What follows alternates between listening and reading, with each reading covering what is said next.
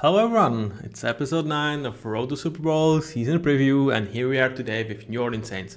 And guys, buckle down, because for the first time in the history of this channel, we will actually have 45 to 60 minutes talking about Saints, and the general tone is actually going to be positive. Never happened, I did not expect it to happen, but yeah, buckle down, because it's actually going to be largely positive. Well, does it mean that this season is not going to suck for the Saints? No. Does it mean that they are not in contention for number 1 pick?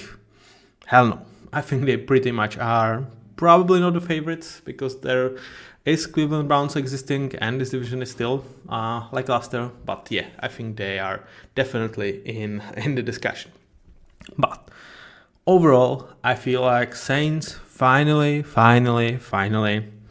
have moved on from this idea that they still somehow be in Super Bowl contention, which was a delusion that they've kept living, pretty much ever since Drew Brees retired, and they hold it onto that illusion for way too long.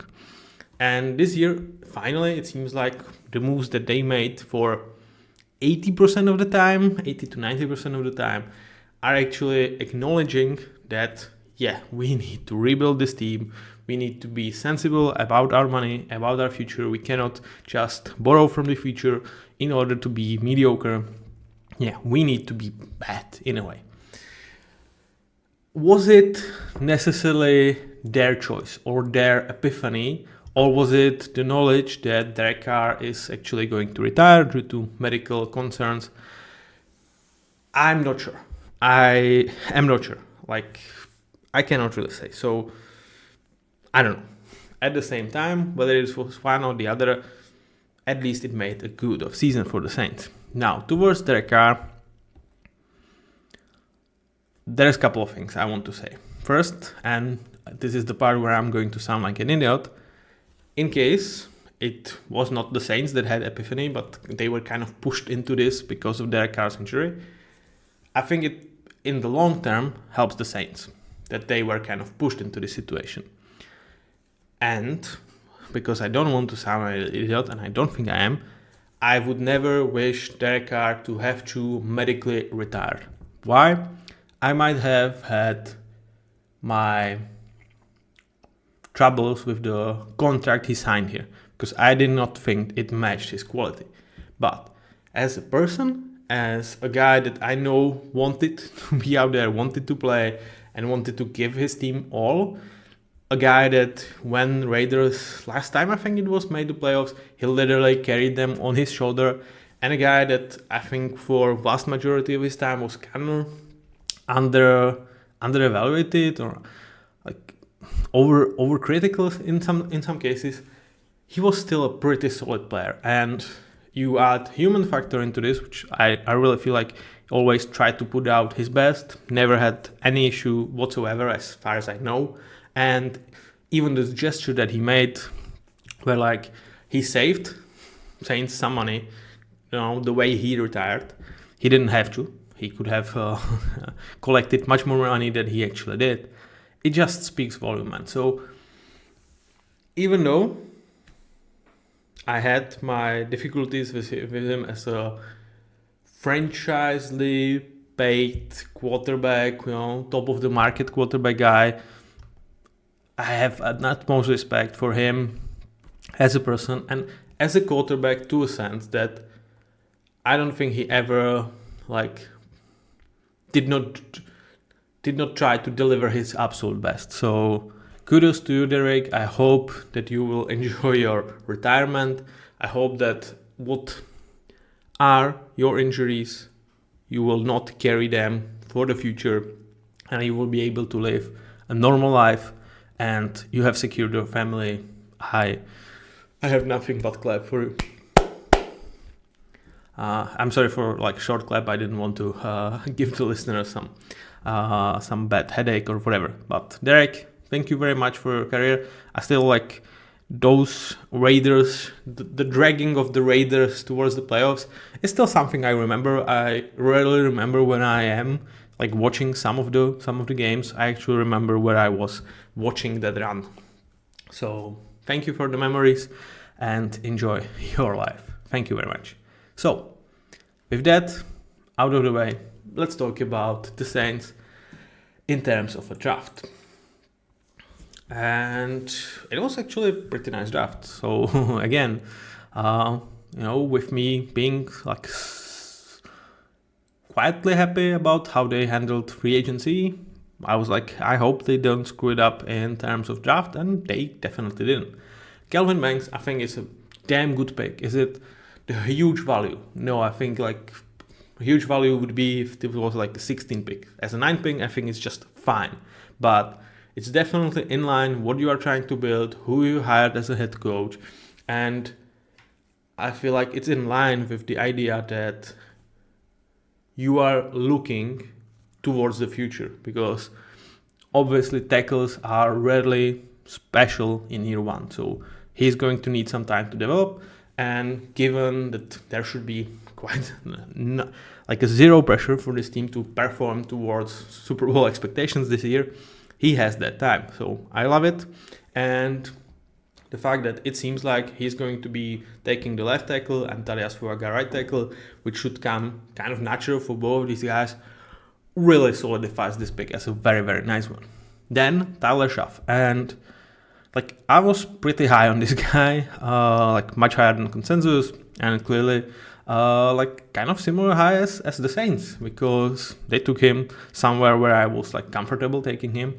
And why this is not like B or just B minus, because in terms of value, like I had him at like mid-second round pick, but in terms of fit, I absolutely like it, because I feel like this is the guy that he's ready to play. Like he's 25 years old. He has processing, he has athleticism that you need to be an NFL quarterback.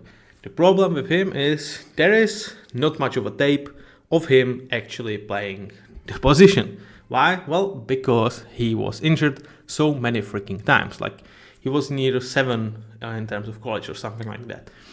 The good thing is all of those injuries that he sustained were like injuries that should not like influence you going forward. It's not like something that, his knees are going to give up on him in 3 years. It was always like major injuries, but, broken hand, something that you cannot play with, but at the same time, it's going to grow together and you should not be worried about that. It did something to his game when we had the tape. And it's like, on occasions, he's timid. He definitely was avoiding getting hit. And part of it was like he was behind an atrocious offensive line. He was playing for a team that like was not winning championships or whatever. So like, what's the point? And I like, you know what I mean? Like, I feel like he was in his mind. He knew that there is a chance for him to be drafted, especially this year where the draft in terms of QBs was mediocre, and actually be drafted reasonably high as he actually ended up to. And obviously another injury would screw those chances. So I feel like it played quite a big part in how he performed at some situations, not like overall games, but it was like this stretches or like dumb-headed throws where like it was clear that he is not comfortable. This is the major thing for him. If he can get rid of that timidness, actually believe that the offensive line is going to protect him, that his body is going to hold up towards some of the hits and he's not going to get injured again, he has pretty good ceiling. Like he is not a guy that you feel like, at best he's like a career backup or like Jacoby Brissett or something. Like he has real athleticism, he has real arm strength, and I think like so many years in college actually makes him prepare, which is why I absolutely love this for the Saints, because this is a year in which you are reassessing, you are evaluating, you have a new head coach, and I think Tyler Shough is absolutely a brilliant quarterback for this transition season, because if he's good, well, then you probably win a couple of games. You don't have top 3 or top 5 pick, and you most likely are not picking a QB next season. And if he sucks, if he gets injured, you probably do end up with top 1, top 3 pick, and you have your 3 pickings of next year's QB, which should be pretty nice situation. And with him being like mid-second round pick, you are not like super worried about like going like letting him go in terms of, well, you are not our starter anymore. You are just kind of fine with that. And again, like healthy Tyler Shough should provide you even a nice backup situation for like years to come as a cheap guy. And he probably doesn't get injured when he doesn't play, so as a backup that's kind of actually a good role for him, because you have a guy that for a game or two can play, and you hope that he's not going to get injured throughout that 1 or 2 games, but at the same time, like, he can play. So I really feel like Tyler Shough is a very intriguing prospect, and he's definitely one of the probably 3 reasons I'm looking forward to see actually some of the Saints game. I will probably see all of them in some replay or shape or form, but I think he could make it interesting. So I was really happy with this pick. I think it absolutely suits where the Saints are. Yeah, totally.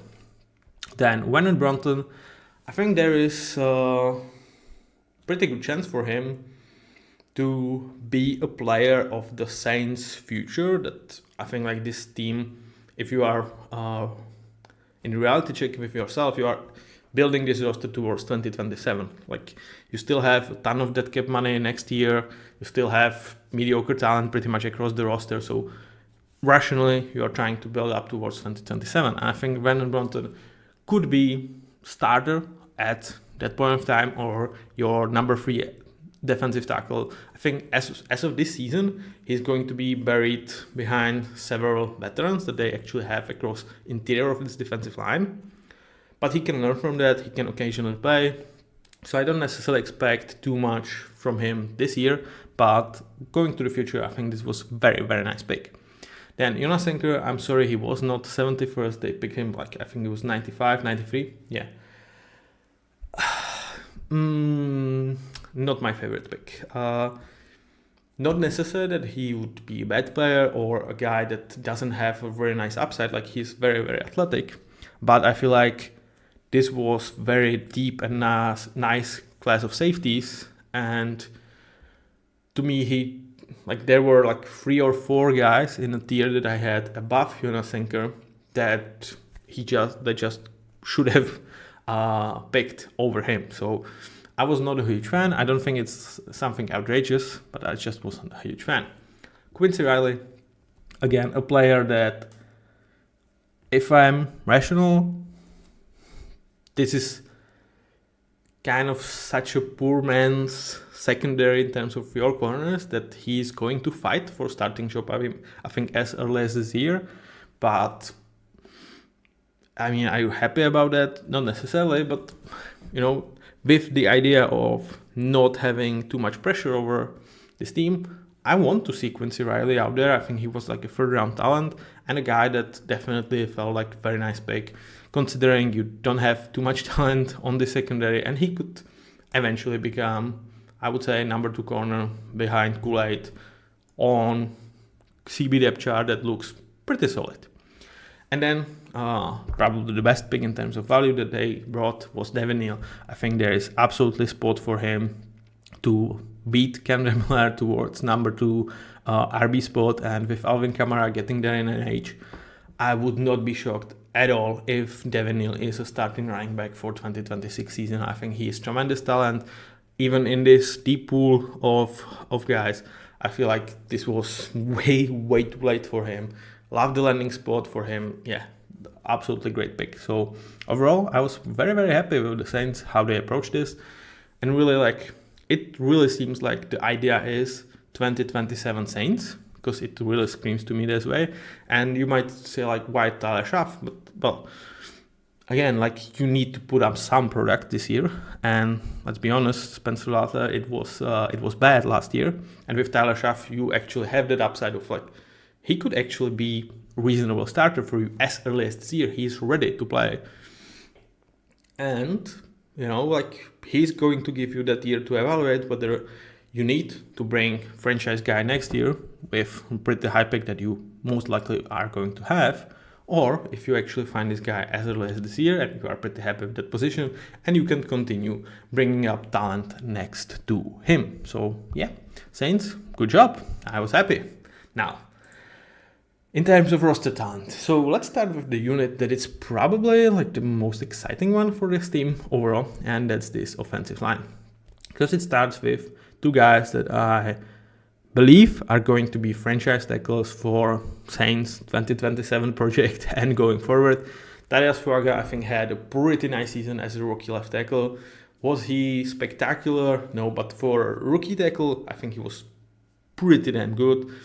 Now shifting towards the right side, that should even be more natural to him. I think there is potential for him to ascend to like top 5, top 7 right tackle in this league as early as this year. I think very, very highly of him. In Calvin Banks, I think you, again, got a guy that, barring injuries, barring bad development, I think he's going to be part of your future. And a guy that, with Tyler Shough and his history of injury, you are actually not too worried to start right now. This is not, Tyler Guyton of last year's Cowboys. I think he has pretty solid floor to not completely suck as a left tackle starting, which is something that you actually need when you brought Tyler Shough into the occasion. Like, you didn't have a chance, or this was not a position to bring here some like total project. I think Calvin Banks is ready to play. Is he going to be a beast? Is he going to be great? No. But can he have just a similar year as Tyler Shough last year? I definitely think so. So I'm not worried about these two guys, and they could be Saints' future. Now, towards interior, okay, where to start? Eric McCoy, top 5, top 7 center. When he's healthy, he struggles to stay healthy, so that's a major concern.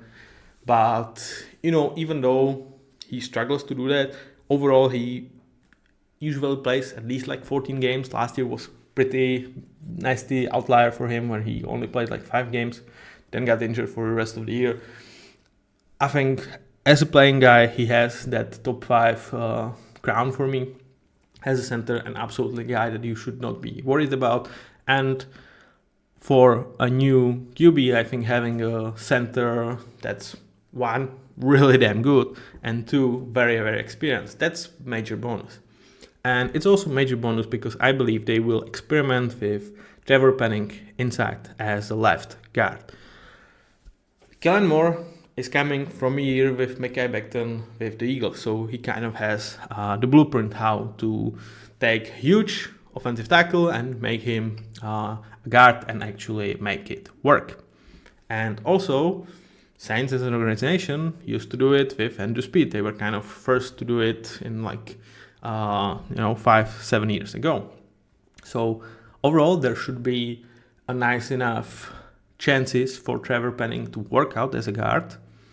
And I was actually mildly impressed with his performance last year. I think he was very solid for a starting tackle, which was not the case for the start of his career, where he was like a total bust. Like, you can say like Kenyon Green type of guy, or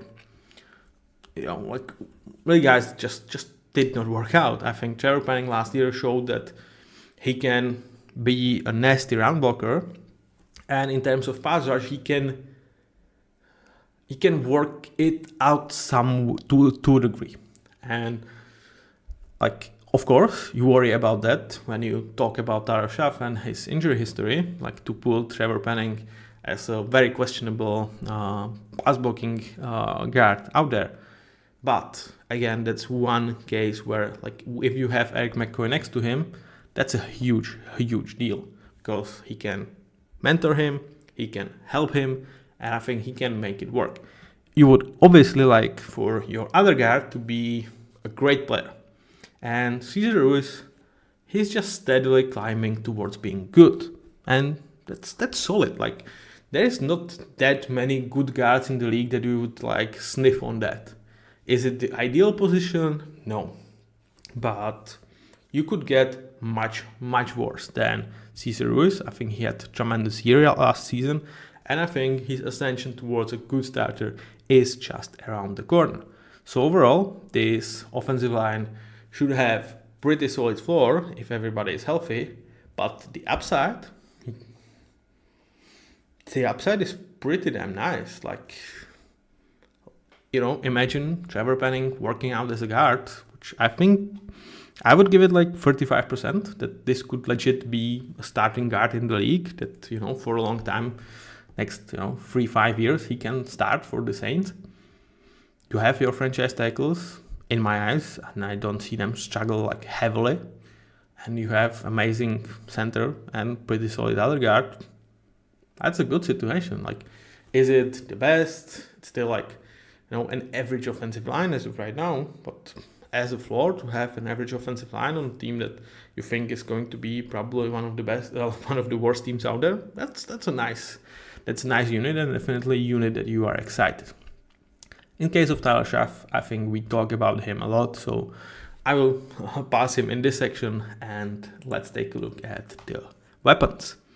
And here comes the problem for this team, and some excitement. So the problem is injuries. Rashid Shaheed, Chris Olave, Taysom Hill, to a degree Alvin Kamara. So the first three guys, they played under 1,000 snaps last year. With Chris Olave, I think one more concussion and he's done.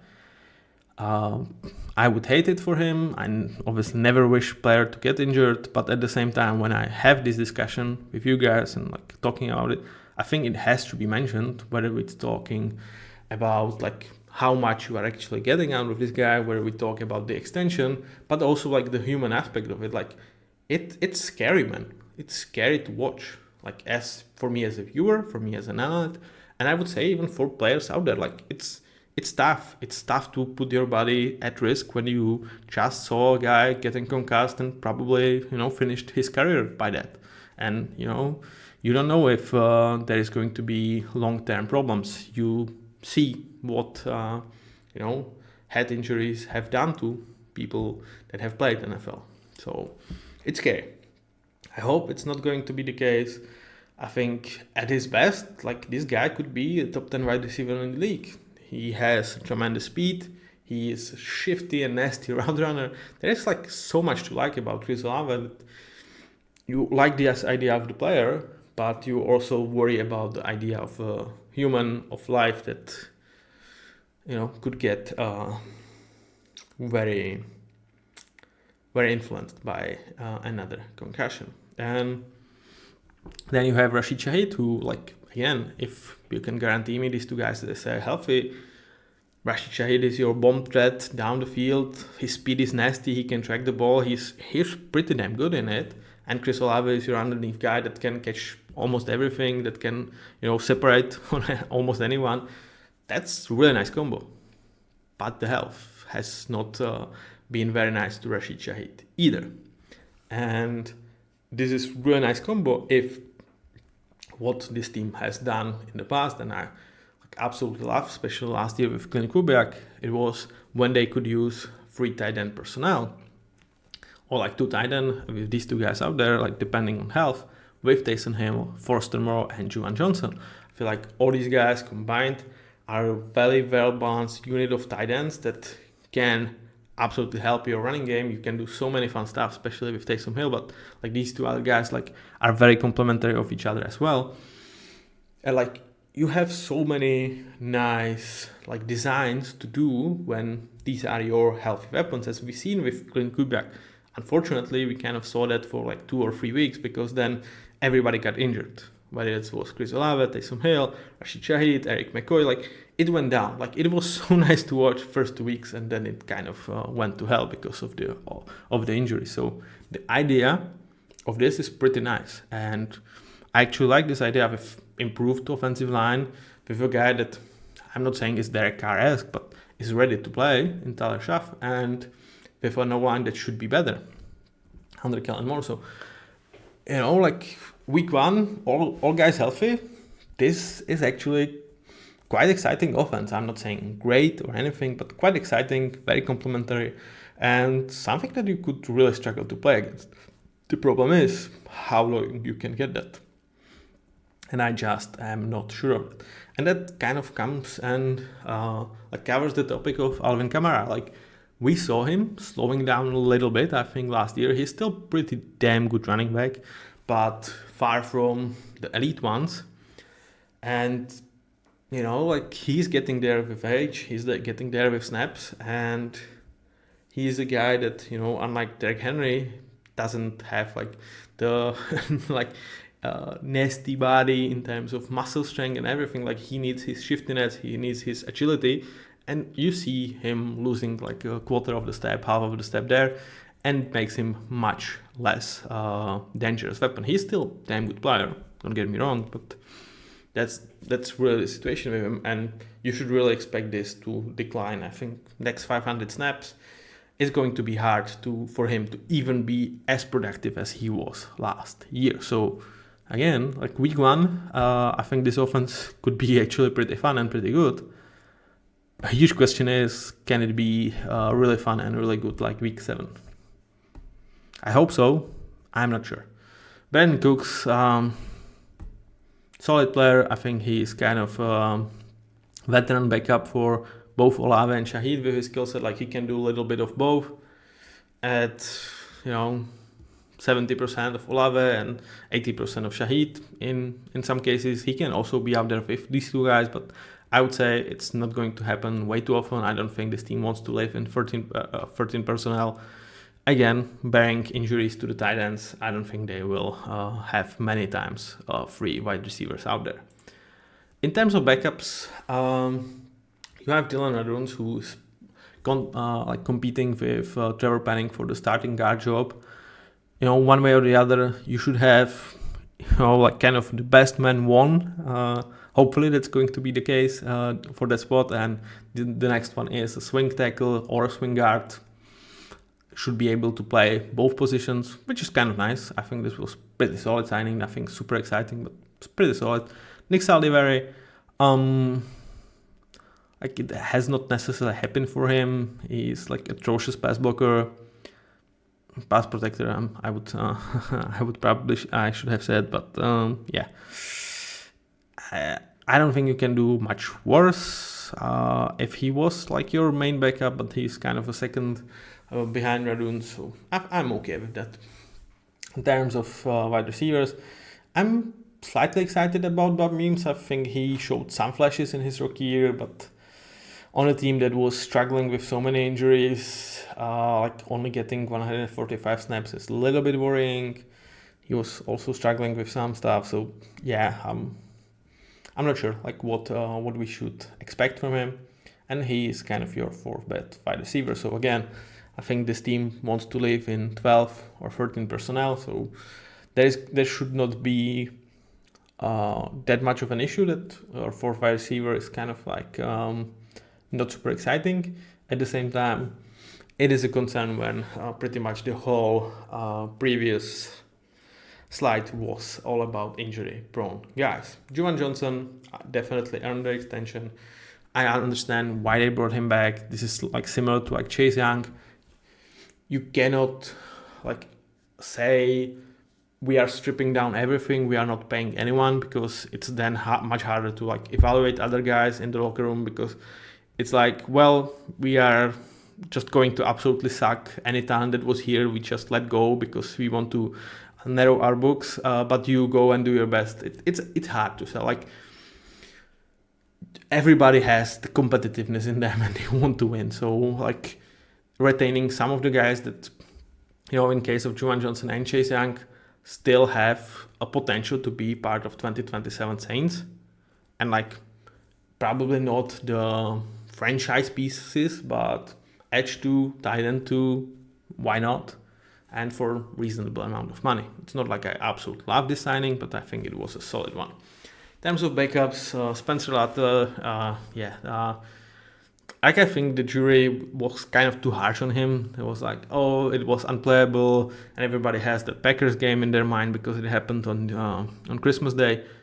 But overall, when you look at the talent that was around him and the time that he was just thrown into that situation for a 5th-round rookie, yeah, I think it was pretty damn impossible for him to succeed at that spot. So, we will see if somehow he can win a battle against Tyler Shough.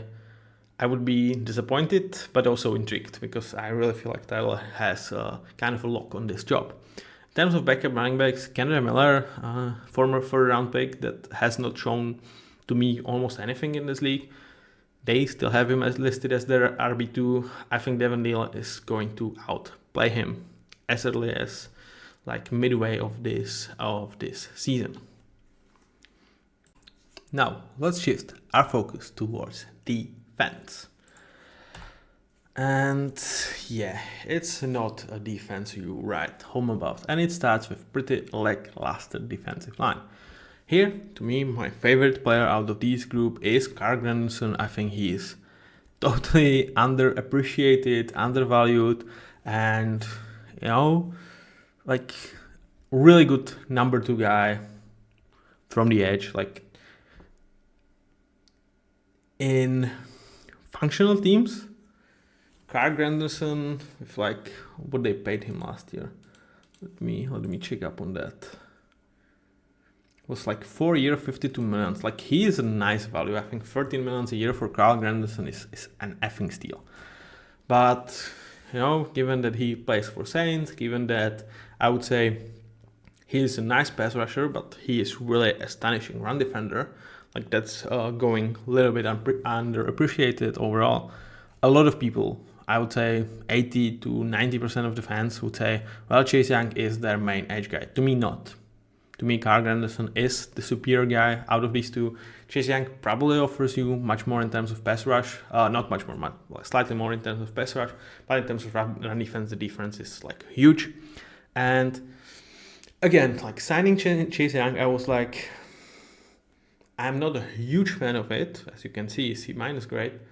But I kind of get it. Like in terms of who is going to get after the quarterback, there was not much of a talent, and it was really hard to acquire some for this team, especially when they wanted to invest their first 2 picks as they did. And I applauded them for how they invested it. So retaining Chase Young kind of makes sense. He's still actually damn young, so for Chase Young. And again, like he could be part of the 2027 Saints. It's a lot of money, but not outrageous amount, I would say. So I kind of understand why they brought him back, because this edge, this is bad. Like the third best edge, it's kind of a hybrid in Cam Jordan, who like the wheels of time are really starting to show on him, and I think this is going to be his last year. Like I would not be shocked if he kind of retire mid-season, because like last couple of years it was like it's just hard to watch for me as a fan, and like as a fan of the game, seeing guys that was at the top of their game, like at the like game wrecking type of guys, and you are just seeing them as kind of non-factors. And like don't get me wrong, Cam Jordan is still a player that is absolutely capable of playing in the NFL. Like he sure is, but it's just like seeing D-Hop. I mean, even like for me as that comes out as of a hater, like towards Aaron Rodgers, like it's kind of sad to see those guys that that at their absolute peak were one of the best, if not the best players at their position, to just be shell of themselves. In some ways, you appreciate it because it just shows their love for the game. So, like when I'm not actually watching it, it's much easier because I admire that they still want to help, still want to play, still love the game. When I have to watch, there's more emotions with me, and I'm like, dude, I remember you would just get behind this guy and you would sack, or like you would just smash this rusher into the ground, and you're just not capable of that. So it reminds me when I was watching Michael Schumacher after his comeback, and he was like, going there at 12th place, and like that he still probably it's because of the car partially, but also because he's not as good as he was. But at the same time, you appreciate that at his age he can still deliver such performances. So it's kind of mixed debate, but I like Cam Jordan is just much more of a name than a guy that would make an impact. And he's kind of your third best semi-edge player here. And behind that, it's like Isaiah Foskey, that is just tremendous bust, and then it's pretty much nothing. So I totally understand why they brought Chase Young back. In terms of interior, like the depth is much better, the high upside is much lower. So you have Devon Gaccio, who is very solid, smart signing, because you need someone to help against the run. Like, he does give you nothing in terms of pass rush, like close to nothing, but you need some physical presence that probably is going to play a lot of snaps as nose tackle, and someone that next to him, Brian Breeze's inefficiency, which is like very mild word, his atrocious play as a run defender can be somewhat mitigated, because Brian Breeze's run defense is just bad. Like, it's so freaking bad. Like, the amount of space he gives up on any run defense snaps, it's unplayable to a degree. So signing Devon Gaccio to like hopefully give you this really poor version of like Kyle Jackensi and Vita Vea, where like one is astonishing run defender and another like has his deficiency in run defense but can rush a passer because he has this physical gifts. This is like super poor version of that, but at least the idea is there. And you also have several bodies to fill this in Colin Sanders and Nathan Shepard, like very solid veterans that, you know, you can kind of rotate around. There are some speculations that they just will rotate them in pair. You know, why not? And you also have Vernon Broughton to kind of learn and develop from these guys. So you are kind of 5-man deep in terms of interior. It's not bad depth. It's really by far the worst interior starting defensive line in the league. Like, it's not even comparable. Like, I mean, it reminds like Bears from 2 years ago, Cardinals perhaps from 2 years ago. It's hard. Like, there is some world in which, you know, like Gaccio, Sanders, and Shepard kind of are providing that veterancy, and Brian Breezy actually ascends to be great pass rusher, because I don't think he can be elite. I really don't see it anymore as a potential for him. And Vernon Broughton kind of is like the next guy in line for them, and it's like playable. That's the hope, but yeah, it's not pretty. So overall, this D-line is one of many, but one of many, unfortunately, major concerns for this team. You know, whether we talk about health for pretty much every weapon they have, where we talk about health for Tyler Shough, where we talk about Braden Staley actually handling this defense, which is pretty worrying of its own. Such a bad D-line is definitely a problem.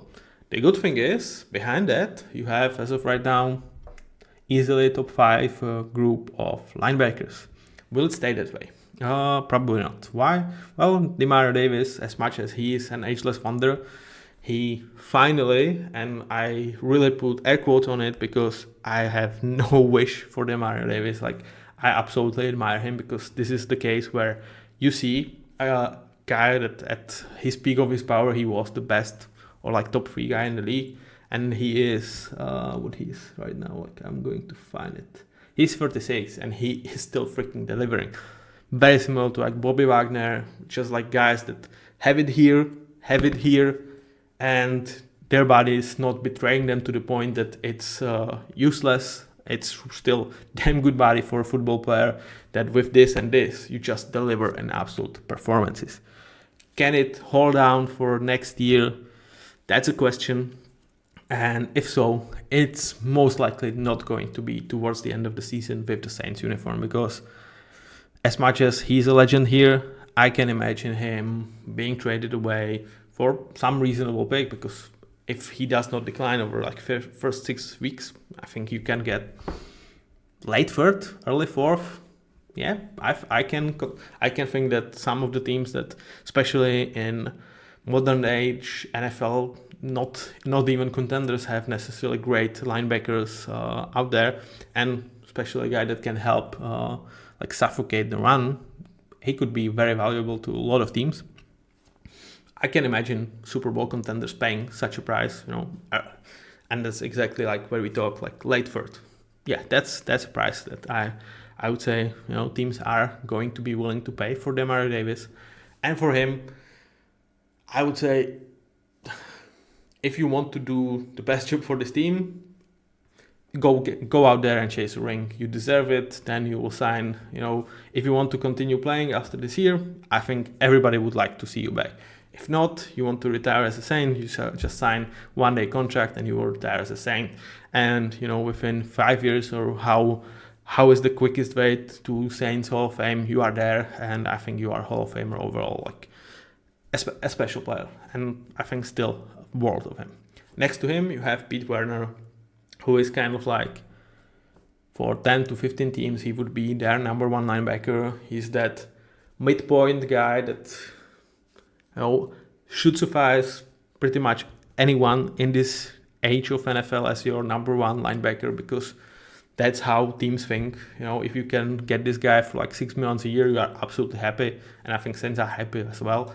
And you can definitely hand your keys towards this guy going forward. And like, even if we are talking 2027 Saints and you have Pete Werner as your number one linebacker, you are absolutely okay with that. He is a rock solid player, not a high-end talent, not a guy that's going to be ever Demario Davis or close to him, but like with such a great mentorship, I think the keys are for him to get it.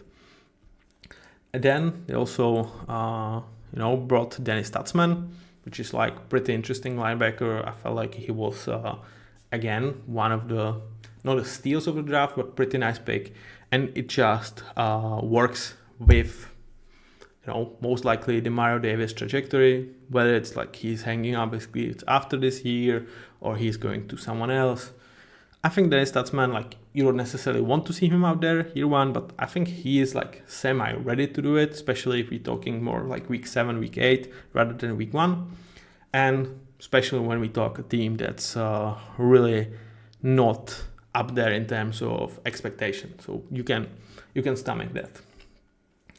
Now, that was pretty nice. Now let's talk about the secondary. And here we don't see any more Tyrann Mathieu, aka Honey Badger, who retired like 4 days ago. So if I was doing this episode sooner, he would still be here. And he was kind of my major thing about Justin Reed. Why did you brought him here? Like, I hated this contract. And my kind of thing was, this is not a guy that is Saints 2027 in my eyes. Like, yes, he's 28, but in terms of safeties, he's been in the league for several years. I don't necessarily see him there, though. Like he's going to be 29. Well, when the season is over, but he already has 8 years under his belt. So I don't really see him as a part of the Saints 2027 project. And when there was still Tyrann Mathieu, I feel like he was blocking his way of playing over Jordan Howden, who I am I would say much higher on than the consensus. I feel like every time he plays, he just, like, he to me is very similar to like Pete Werner. Like, he has this tremendous upside, like being your elite safety? No, but I think he's absolutely floor-raising, damn rock solid player. And like, why wouldn't you stop the development, stop that playing, like when he already only played like 2 years? So, like, I think in him and probably in Kool-Aid McKinstry, you have guys that, in my eyes, should be future of the secondary in terms of guys that's going to give you this really nice floor, because I don't think neither of these guys has physical traits to be an elite guy. I think Kool-Aid could become an imported starter. I think Amazing is going to be a stretch with his speed, but I think those are the guys that I want to see out there. With Kool-Aid, he's obviously going to be there because he had a really nice rookie season. I thought he was coming ready and trading Marshall Lattimore. They just, gave him, not gave him, like, they had a plan, which is like kind of rare for Saints, at least in the last couple of years, or at least plan that I don't want to be unfair. Like, I think they always have a plan, but I just don't like it, that plan. With Kool-Aid, I absolutely loved it. And, I was like, well, Jordan Howden, I don't want to see him on the bench. But as Saints tend to do, there is now talk about them signing Julian Blackmon, who would once again stop Jordan Howden from getting to the field because they would be signing him as a starter. I don't think there is too much of an improvement. I would even I probably have Julian Blackmon as a good starter or decent starter, somewhere around that. Like, I think they are pretty comparable players. So yeah, I would hate that, just to say the least, but that's Saints. If they knew about Honey Badger's interest, let's say, in retirement, and they brought Justin Reed to be, a pair with Jordan Howden, yeah, I would actually be upping that grade from D-. If they did not know and they pivot this to go and sign Julian Blackmon, I kind of give it as a D- because in terms of how this team should assess this year, it just does not fit for me. I don't think this is an outrageous overpay. I think Justin Reed, as you can see with my mark, is like really good player, important starter there, actually. But doesn't make sense to me for 2025 Saints project to say it. Now, let's talk about these corners, because this is not a nice room. You have Kool-Aid, who I think his ideal spot would be similar to what Kamar Lassiter landed in with the Texans, as a number 2 next to an elite guy. Because as that, he could thrive, he could be super bad at that. Here, he has to be number 1, which I think he's capable of doing, but it's not his natural role. It's not necessarily a guy that I absolutely expect to ascend. Though I like him, I super like him, but I don't think that's a guy that you want covering Justin Jefferson. I just feel like there are limitations towards his game that are going to perhaps show him in more bad light than he deserves. But we will see. He was pretty good as a rookie, and got me excited, and he's definitely by far the best corner they have. Ante Taylor, he's, as of right now, probably the starting slot corner. And yeah, even though this is not a position that necessarily was highly valued by the league, or even as of right now is not, you still would consider him one of the 3 to 5 worst starting slot in the league. So yeah, I'm worried about that. In terms of second outside corner, it's probably between Isaac Yiadom and Quincy Riley. I think Isaac has an upper hand as a veteran, as a guy that should provide, in theory, much better floor. And he was kind of my favorite signing of this cycle for the Saints, because to me, getting a corner that can be a starter and at worst is pretty nice option from the bench, and get him for 3.5 million a year, or even less for next 3 years, that's just an effing value. I don't think super highly of Isaac Yiadom, this guy with a great upside, but overall, if this is what you get as your number 4 corner for this money for 3 years, if this is a 1-year contract, it's probably just B, or it's probably B to B-. It's kind of the bandage signing that you are, you hope you can hand your key to Quincy Riley, and that's that. But for 3 years to have this control over this player, that's just insane value. Given where the salary cap is, he's going to be taking, let's say, 100% of the salary cap, or 1.5% of salary cap for pretty solid player for next 3 years.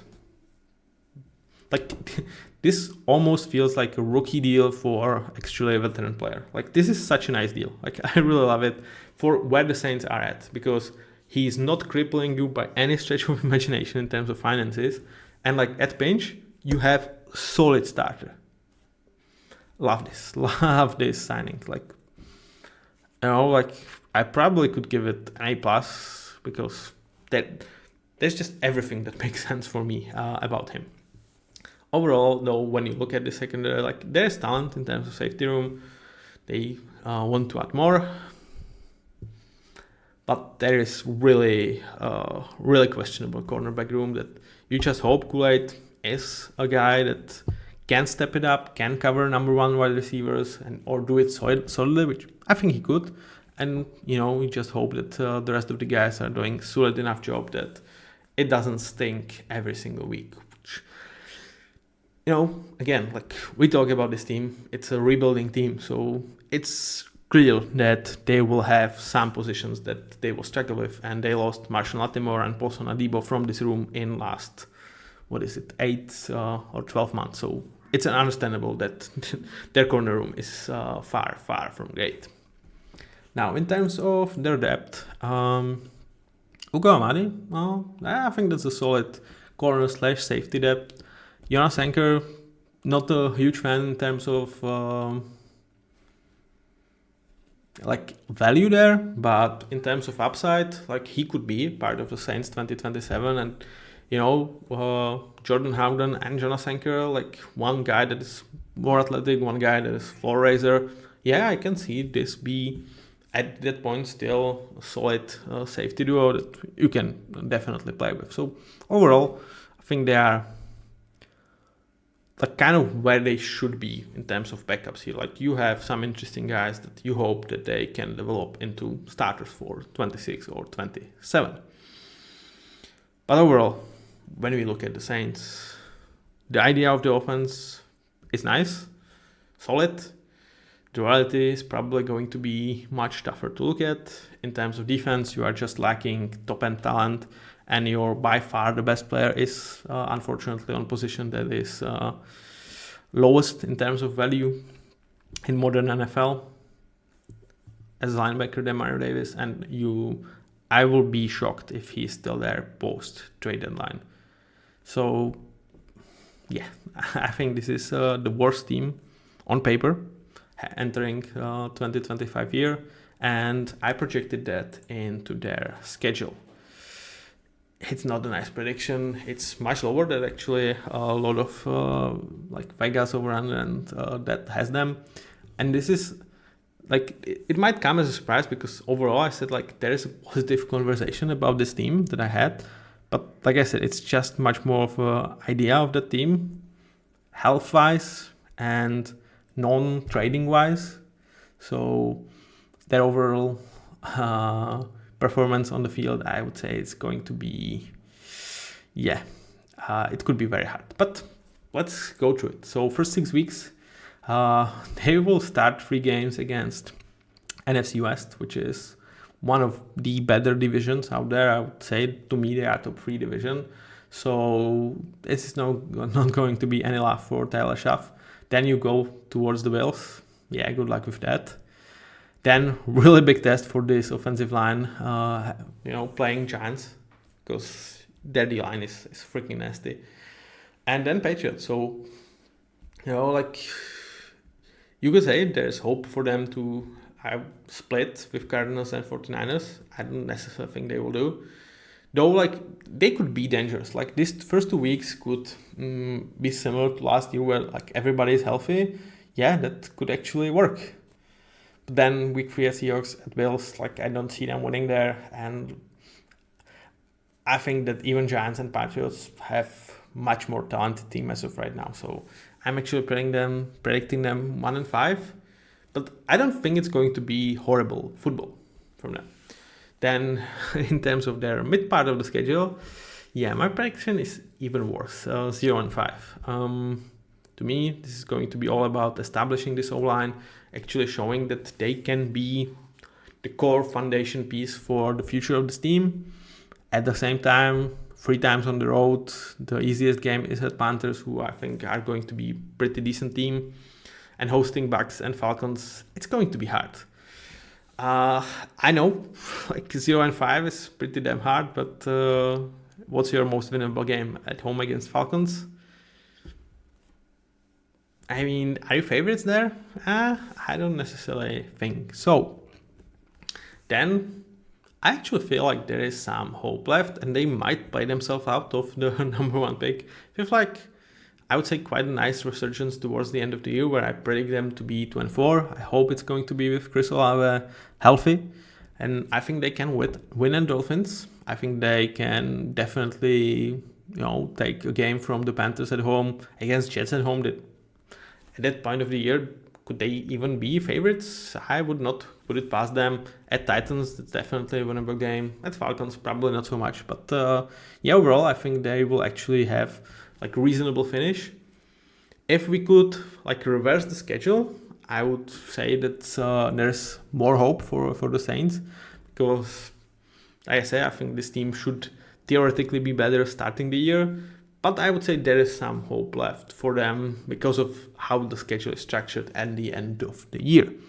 And also, I have to say, like in this, when I was predicting this, especially in that mid part of the year, I think it's going to be heavily influenced by some of the trades. So I would say if this team is intact, I think they will win one game.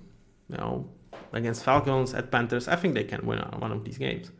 But I think we are talking about the part of the year when they are going to be without Demario Davis, where like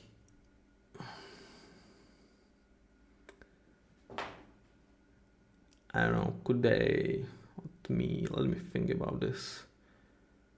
It might be the part of the year where Cam Jordan decides to retire because like it's no longer there. It was definitely like when I was putting this together, it was definitely a time when I thought like, yeah, that's where you trade Honey Badger. So, you are not, you don't have that. So, yeah, overall, like I am happy for the Saints.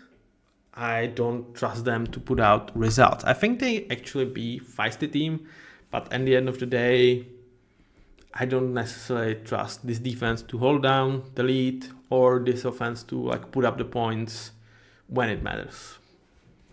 I could be wrong. I kind of hope because, finally I'm kind of happy with what they have done. But yeah, I think they are going for the number 1 pick. And even though I am a believer in Tyler Shough, I think it's going to be probably a 1-year project. But like once again, like when you look at the schedule, what's the chances of Tyler Shough playing 18 games? 50-50? What's the chances for Chris Olave? 20-80? For Eric McCoy? 20-80? That's the problem. That's the problem for this team. Anyway, thank you very much for listening. I hope it was actually quite positive despite ending on quite a sour note, predicting them to have the worst record in the NFL. But somebody has to be it. And if you are, I don't think you are actually that angry, Saints, because number 1 pick can give you much needed bump in your rebuild. Bye-bye.